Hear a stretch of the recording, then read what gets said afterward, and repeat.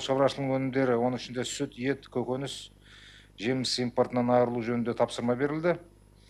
Бұл біздің ұзақ мерзімді салалық бағдарламаларымыздың аясында шешілетін мәселелер.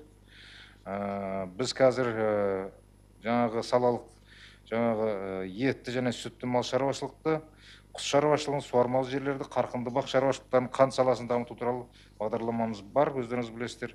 Ол да мынау селекторлар арқылы әкімдермен бірге қатаң қадағаланып отырылады. Айталық, мынау жеміс жидек бойынша қарқынды бақ шаруашылығын біз 47 мың гектарға жеткізуіміз керек.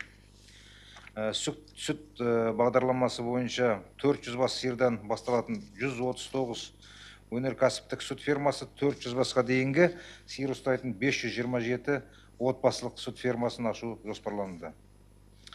Құс шаруашылығы бойынша ет өндіру 3 есе көбейеді, 200 мың тоннадан 700 мың тоннаға. Жаңа біздің бағдарламамыз бойынша